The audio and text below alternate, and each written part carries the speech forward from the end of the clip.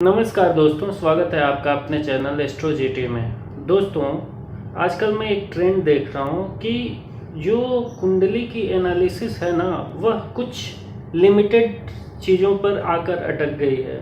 मेरे बच्चे कैसे होंगे, मेरे बच्चे की हेल्थ कैसी होगी, मेरी पढ़ाई कैसी होगी, मैं आगे क्या करूँगा, मैं जॉब करूँगा, मैं बिजनेस करूँगा, मेरी वाइफ कैसी होगी, मेरी शादी कब होगी, मेरी तबीयत यह ख़राब है तो इसके लिए क्या करूं, आगे तबीयत ख़राब होने के योग है नहीं है, हेल्थ कैसा रहेगा।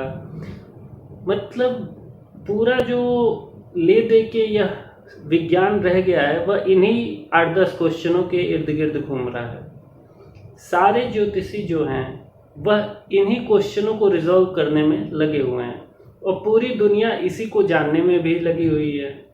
ज्योतिष इतना ही नहीं है, ठीक है। ज्योतिष में हम इमेजिन ही नहीं कर सकते क्या क्या चीज़ें हैं। हमें शुरू से शुरू करना चाहिए।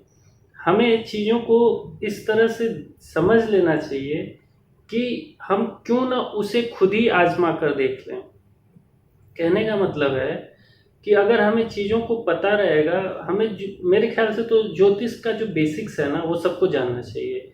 इसलिए जानना चाहिए क्योंकि ज्योतिष का जो बेसिक्स है वह यह बताएगा कि आपको आज ये करना चाहिए, आपको आज ये नहीं करना चाहिए, आपका आज का दिन कैसा है।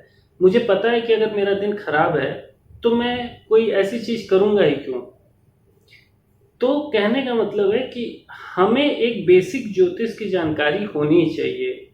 मैं यहाँ पर कुछ भी ऐसा नहीं बता रहा हूँ इस चैनल पर, या वैसे भी लोगों को कुछ भी ऐसा नहीं बताता हूँ जो ऑलरेडी प्रोवाइडेड नहीं है।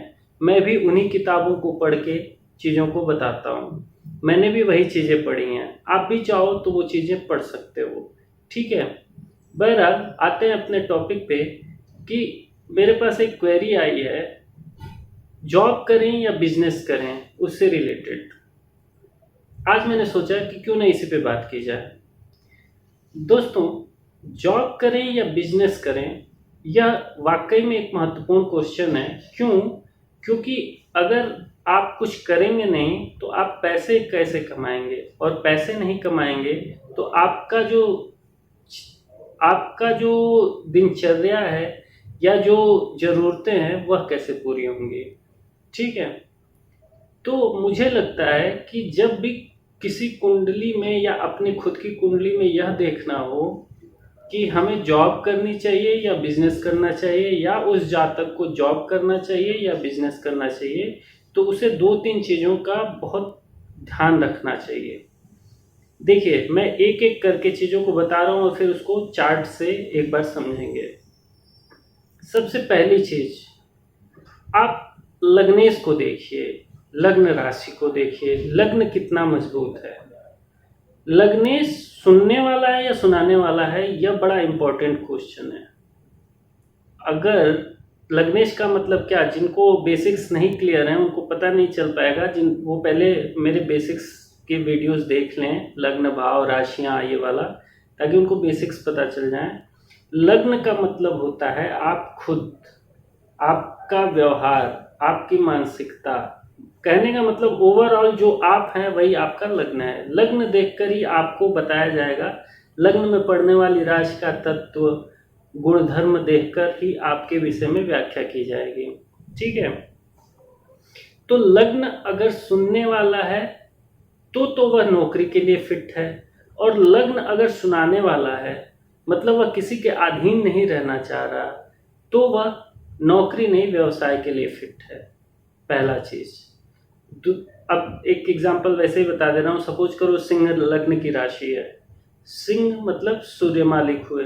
सूर्य एक तो ग्रहों के राजा वैसे ही। दूसरी बात, राजा किसी की सुनता है या सुनाता है? तो अगर सिंह लग्न है किसी की तो उसके में बहुत कम टेंडेंसी रहेगी। एक, उसका गुस्सा भी बहुत ज़्यादा रहेगा। दूसरा, उसके में यह टेंडेंसी नहीं रहेगी कि वह किसी की सुने। तो आपको यह देखना होगा कि वह सुनने वाला है या सुनाने वाला है। यहीं अगर शनि का कोई लग्न हो, जैसे कुंभ हो या मकर हो, वह सुनने वाला होता है। वह दास का, उसको दर्जा प्राप्त है ग्रहों में शनि को, तो वह उसको आप इंसिस्ट कर सकते हैं, ऐसे लोगों को बोल सकते हैं कि आप नौकरी के लिए बने हैं। तो पहला तो ये होता है। दूसरा, जो बुक एंशिएंट बुक हैं उसमें एक महत्वपूर्ण नियम दिया गया है, जो भी आपकी कुंडली है ना, उसमें बीच से एक लाइन खींच दीजिए, या वैसे अगर आप समझ सकते हैं तो समझिए, पहले और 7वें भाव के लेफ्ट साइड और राइट साइड।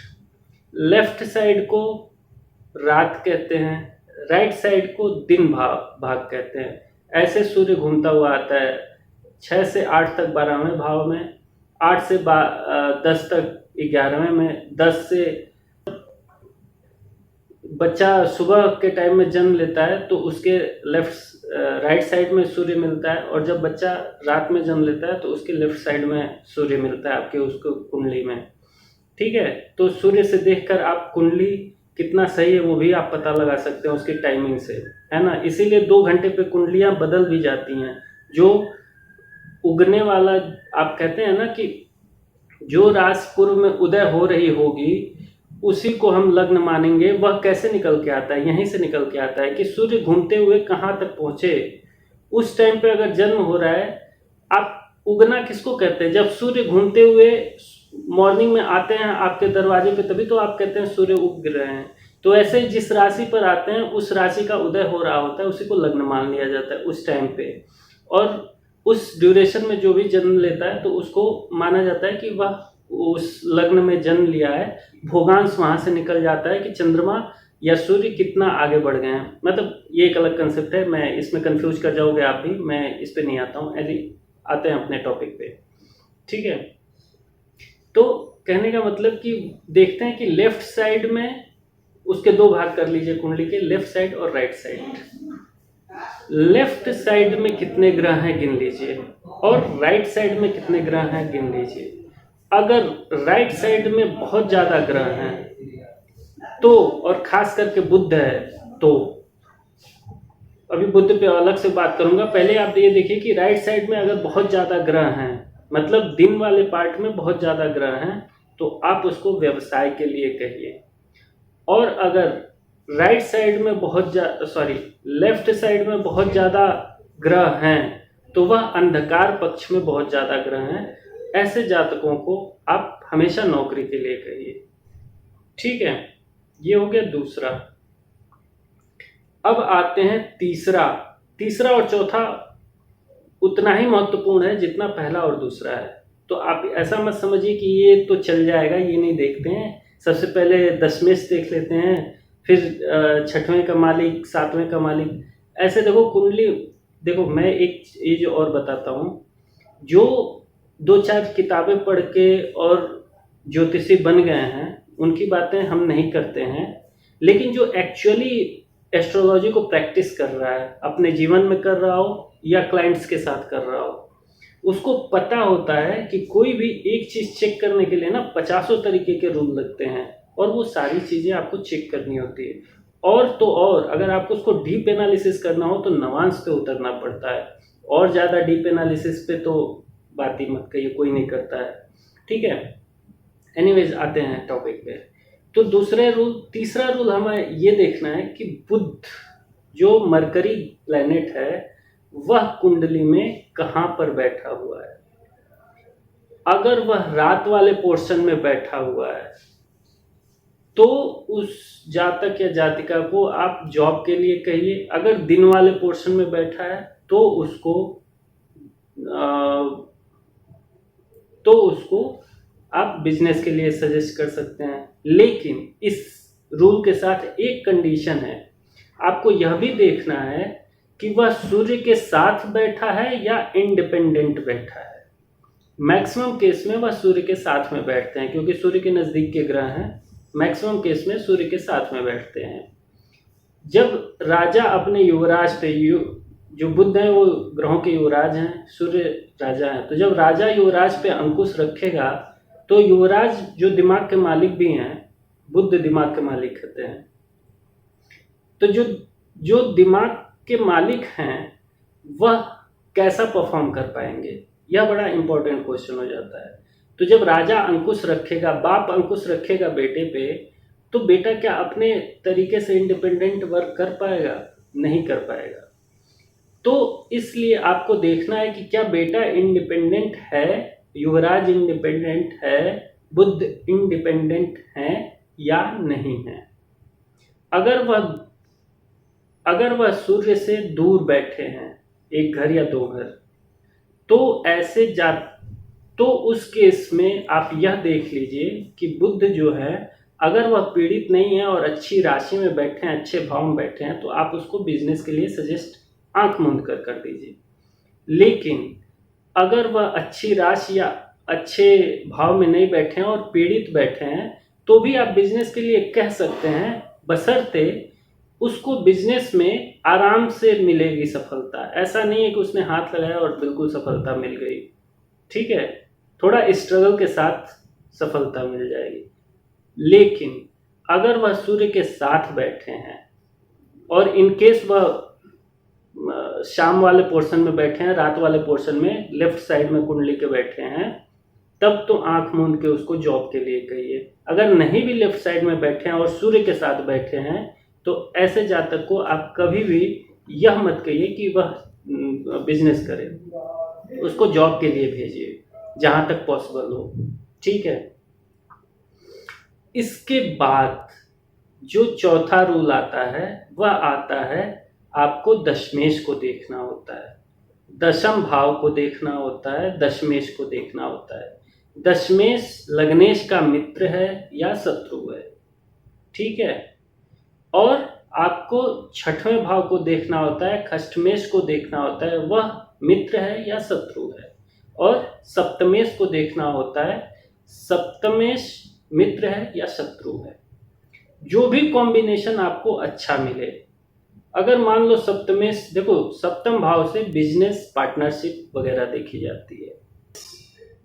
आपके पार्टनरशिप, आप किसी के साथ पार्टनरशिप में बिजनेस कर रहे हैं तो पार्टनरशिप है ना, ये सब देखा जाता है। और छठे भाव से भी आपका नौकरी। तो कहने का मतलब है कि जो आपका बिजनेस पार्ट देखा जाता है वह सातवें भाव से देखा जाता है, पार्टनरशिप सातवें भाव से देखा जाता है, और जो जॉब देखा जाता है वह छठे भाव से देखा जाता है, और कर्म का विचार जो किया जाता है वह 10वें भाव से किया जाता है। तो दशमेश, अष्टमेश और सप्तमेश यहाँ देखना, और उसमें कौन सी राशियाँ पड़ी हैं, तब तो उसके क्या हैं, लग्नेश के साथ क्या कॉम्बिनेशन बनता है, मित्र हैं, शत्रु हैं, सम है, यह सारी चीज़ें देखना चाहिए।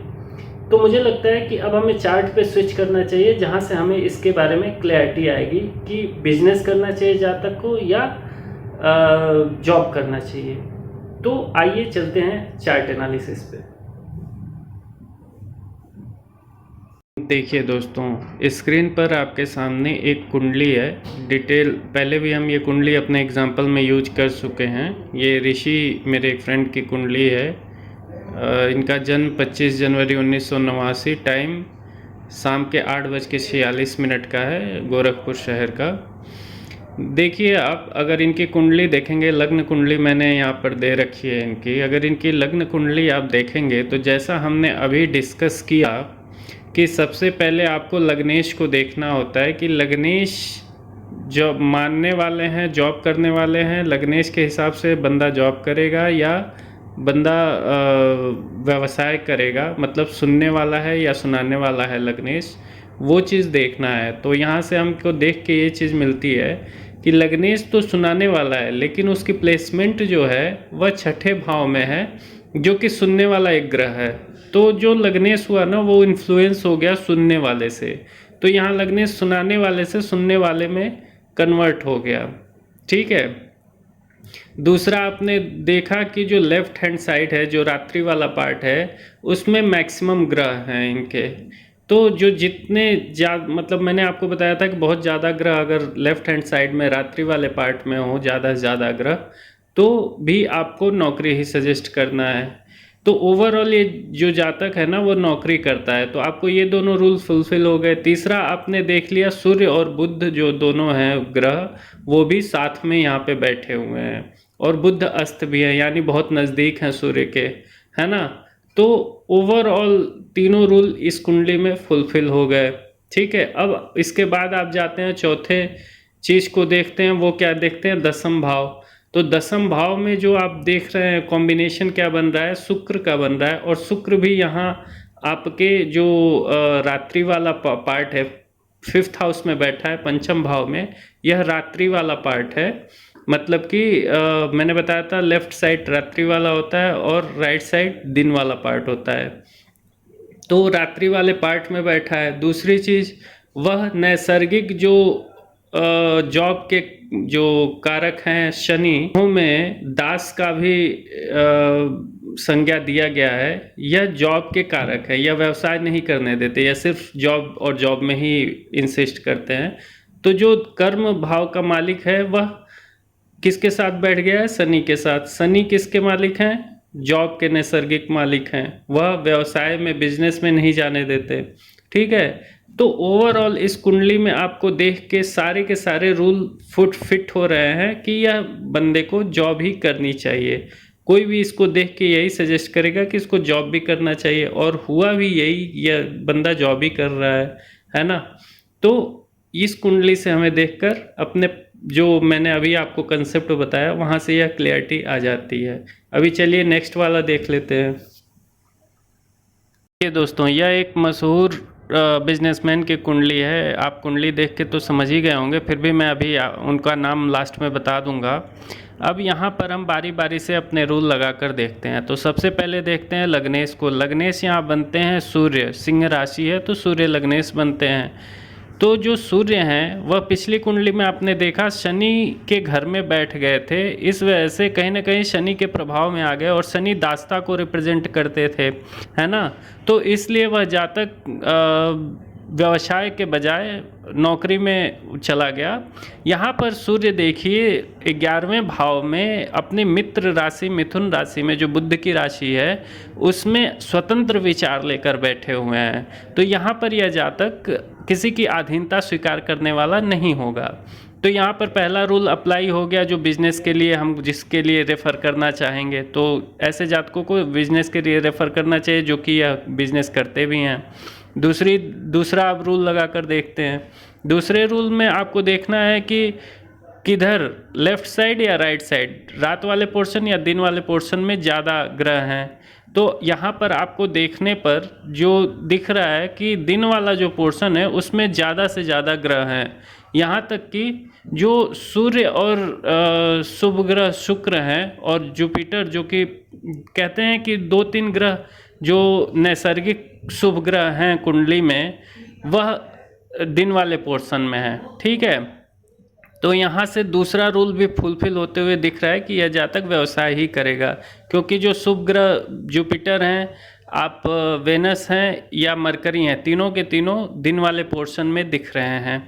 ठीक है, अब इसके बाद से, और सूर्य भी साथ में दिख रहे हैं, जो कि ग्रहों के राजा हैं, राजा राजा ही बनाता है। ठीक है, तो अब इसके बाद फिर से नेक्स्ट रूल अप्लाई करके देखते हैं कि बुध और सूर्य साथ में हैं या नहीं हैं। तो जब साथ में होते हैं तो ऐसे जातक जो होते हैं वह किसी न किसी के अधीन रहना स्वीकार करते हैं।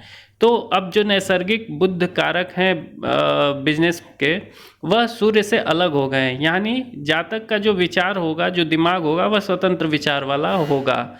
तो यहाँ से यह भी रूल फुलफिल हो रहा है, क्योंकि कुंडली में देखिए जो बुध है वह स्वयं का विचार लेकर सूर्य से अलग हो गए हैं, और इस जातक के दसम भाव में बैठे हुए हैं। दसम भाव कार्य क्षेत्र, कर्म क्षेत्र में ही बैठ गए हैं। और तो और यहाँ पर सोने पर सुहागा क्या हो गया है, जो व्यवसाय के मालिक हैं वह जिस कर्म भाव में बैठे हैं, उस कर्म का जो मालिक, उस घर का जो मालिक बनता है, वह भी मरकरी का फ्रेंड है।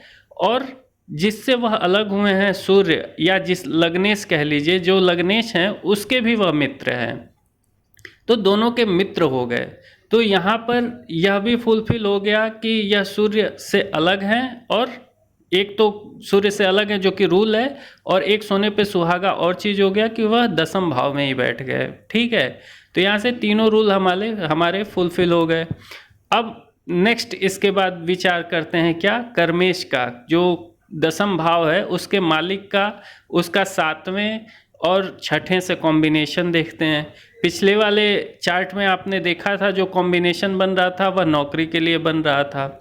यहाँ पर आप देखिए, यहाँ पर जो कर्मेश हैं वह शुक्र होते हैं और शुक्र 12वें घर में बैठे हैं राहु के साथ। तो 12वें घर में शुक्र बड़ा कंफर्टेबल होते हैं, 12वें भाव में वो अच्छा फल देते हैं।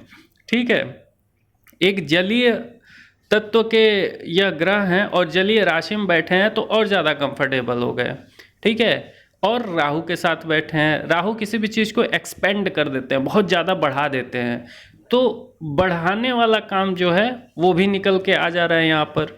तो यहाँ से देखिए, और सबसे बड़ी बात कि जो मरकरी हैं वह मरकरी बिजनेस के कारक होते हैं और दसम भाव में ही बैठ गए हैं।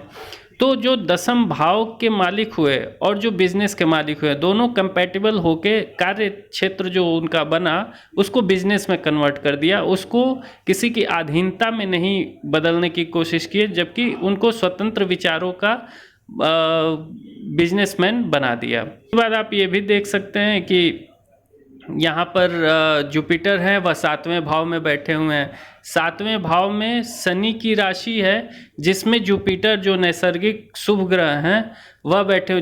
अच्छा, आपको एक चीज़ और पता होनी चाहिए कि जो जुपिटर होते हैं वह भी बिजनेस के कारक होते हैं। वो भी बिजनेस, वैसे तो ओवरऑल हेल्थ वेल्थ के कारक होते हैं, बट बिजनेस का भी पोर्शन उनके पास होता है। ठीक है, तो यहाँ पर वह भी 7वें भाव में बहुत ही मजबूत सम स्थिति में बहुत ही मजबूत होकर बैठे हैं, है ना। वो भी चंद्रमा के साथ, यानी दिमाग के साथ, जो मन वाला पोर्शन है वह भी शुभ कर दिया है इन्होंने। मार्स देखिए, मार्स जो बैठे हैं वह मेष में खुद के घर में बैठे हुए हैं, जो कि एक अलग से राजयोग का निर्माण करते हैं, है ना। तो पूरा ओवरऑल जो कॉम्बिनेशन देख के हमारे सारे रूल इस पे फुलफिल होते हैं और यहाँ से निकल के आता है कि यह बिजनेसमैन ही हो सकते हैं या कहीं पे नौकरी कर भी नहीं सकते थे। ठीक है, और यह कुंडली जिसकी है वह मशहूर बिजनेसमैन गौतम अदानी हैं, जो कि इस समय दुनिया के तीसरे नंबर के बिजनेसमैन हैं और हिंदुस्तान में तो आपको पता ही है। ठीक है, मुझे आशा है दोस्तों आप लोग को यह समझ में आ गया होगा कि जॉब करना चाहिए या बिजनेस करना चाहिए, यह कैसे देखते हैं कुंडली में। कुंडली में क्या कॉम्बिनेशंस होते हैं जिससे यह पता चलता है कि जातक को जॉब की तरफ जाना चाहिए या बिजनेस की तरफ जाना चाहिए। तो यह चीज़ हमें आज क्लियरिटी हो गई। आगे आने वाले वीडियो में मैं इसको और डीप उतर के नवांश के लेवल पे कैसे देखते हैं, तो नवांश और लग्न कुंडली वाला जो हमारा एक पार्ट चल रहा है, पार्ट 1, पार्ट 2, पार्ट 3, उसमें मैं एक पार्ट बनाने जा रहा हूँ इसके बाद, कि नवांश कुंडली की सहायता से जॉब या बिजनेस कैसे डिसाइड कर सकते हैं और कौन सा बेटर रहेगा। आशा है मुझे कि आप लोग को यह जानकारी अच्छी लगी होगी। मेरे इस वीडियो को लाइक करिए, बाकी लोगों को शेयर करिए, ताकि सबको यह महत्वपूर्ण जानकारी मिल सके, और मेरे इस चैनल को सब्सक्राइब करना ना भूलें दोस्तों। तब तक के लिए मुझे इजाज़त दीजिए। नमस्कार।